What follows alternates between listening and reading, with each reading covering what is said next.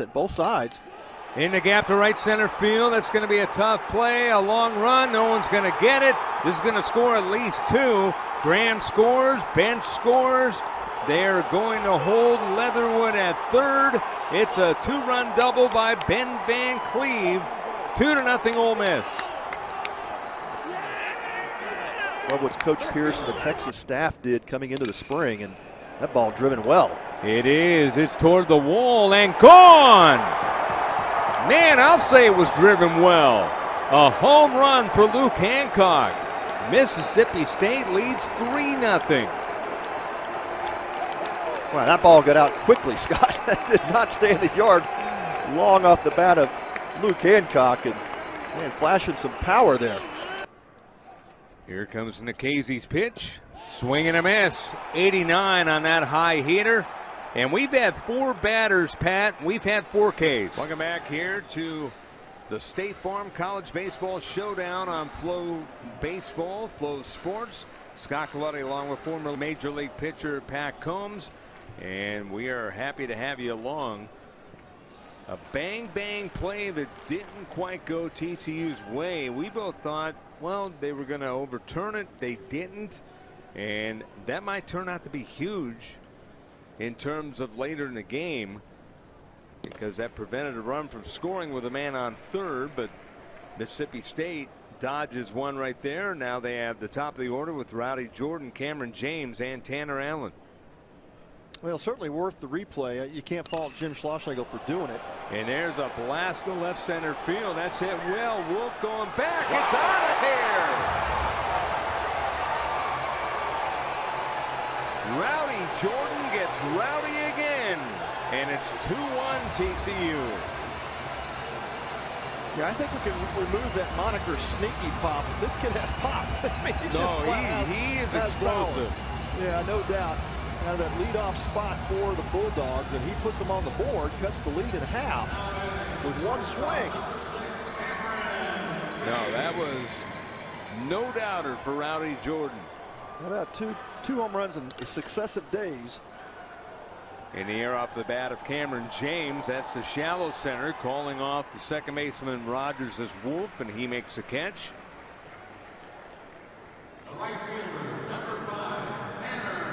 Yeah, Chris Lemonis calls Rowdy Jordan, the spark plug at the top, and he certainly does. He put a charge into that one. Yeah, he blasted it. TCU bullpen makes the catch. Hunter Wolf gave it a valiant effort.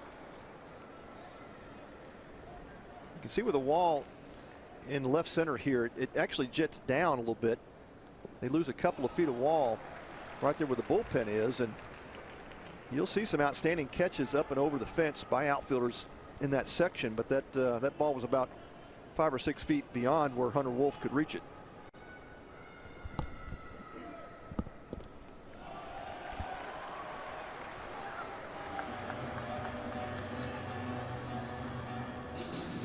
Two balls, no strikes to Tanner Allen, who's 0 for 2. Flew out to right his last time up in the 4th. That's a strike. 91-mile-an-hour pitch. There is work up in the bullpen. We were talking about the pitch count getting up there. Well, Smith has not lost much.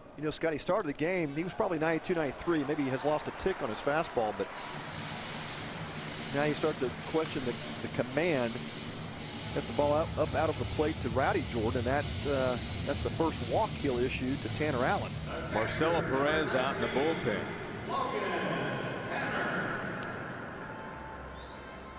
So Tanner Allen aboard, representing the tying run here in the bottom of the 6th inning. Zach Humphreys out to slow the game down a bit. Wood and Shepard join him at the mound, and probably more an issue of getting their bullpen a few more warm-up pitches if needed. And a chance to let Smith recollect himself. And yeah, I believe Perez just started warming up not too long ago, so they're going to try to buy some more time for him. Yeah, now the righty-lefty combination in the pen working for TCU. And it looks like we're going to get the change here now. Schlossnagel out of the dugout for the Horned Frogs. 82 pitches for Smith, so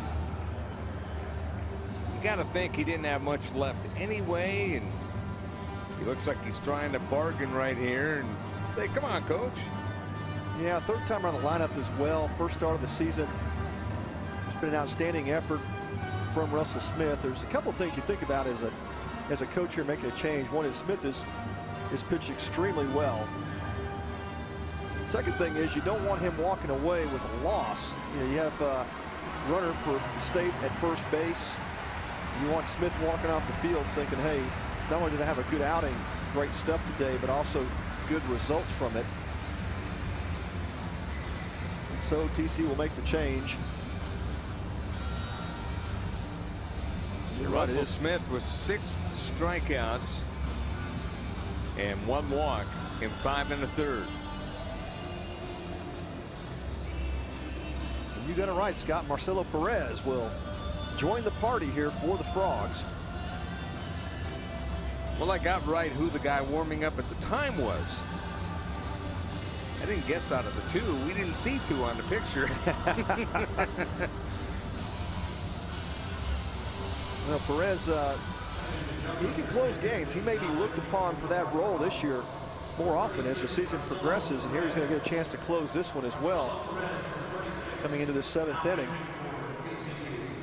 But he has been really good in that closer role. You'll see a fastball 93 to 96, touch 97 in the fall. Slider changeup.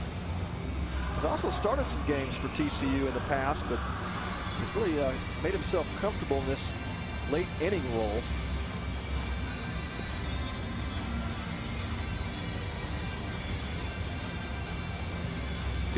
'19 honorable mention All Big 12, 2019 Big 12 All Freshman team. So got a lot of talent. Yeah, he throws hard, and slider has gotten better since he's arrived at TCU, and changeup is really an improved pitch for him. Yeah, that's what coach was telling us the other day. Yeah, Kirk Sarlo said it's when he got here it was just kind of a show me pitch, but now it's become an out pitch. But he'll pitch off the fastball, mid-90s, and obviously a different look than the big, tall left-handed Smith.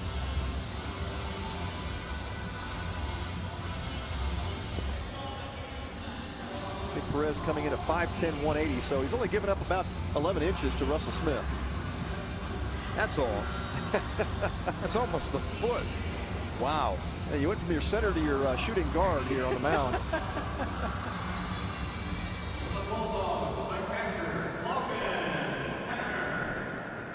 Logan Tanner 0 for 2 today, struck out, popped out to the catcher.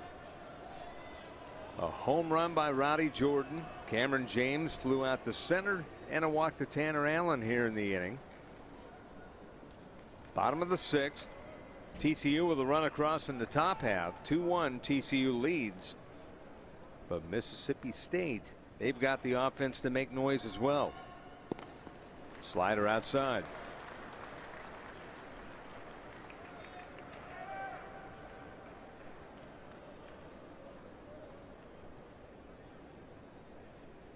One ball, no strikes.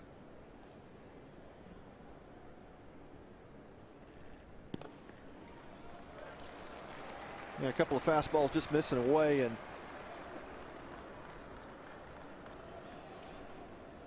you don't want to walk Tanner to face Hatcher with runners in scoring position. See what Perez does to get back into the count. Here's the fastball center cut. 93 on the gun.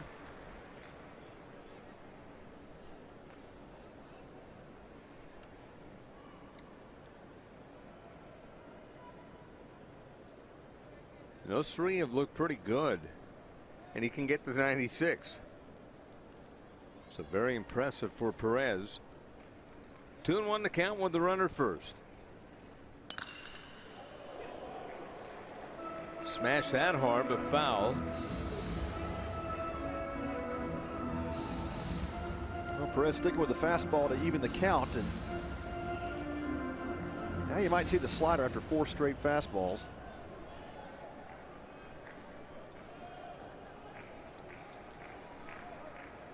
Logan Tanner, an outstanding catcher, a cannon for an arm, and a power hitter as well. They just pulled it. Now full count. You're going to expect to, if you're Logan Tanner, you're sitting dead red here. See if you can get a fastball to handle.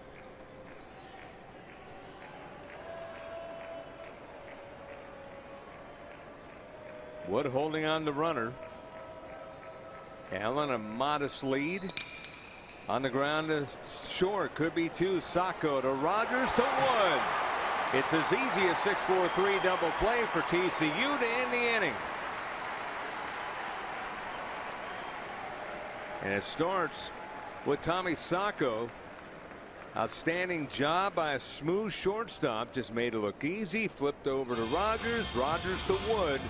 Inning over. A run on a homer. And we go to the 7th inning. 2-1 TCU on Flow TV.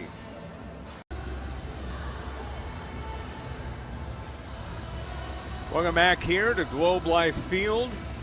Scott Galetti along with former Major Leaguer Pat Combs. And what a game we're seeing. Top of the 7th. It is 6-5 in favor of Tech.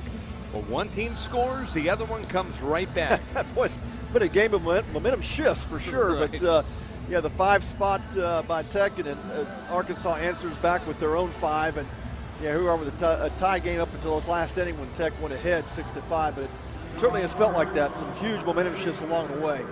And we still have a long way to go as we go to the 7th. From Surprise, Arizona, Surprise Stadium, it is the 2022 Sanderson Ford College Baseball Classic.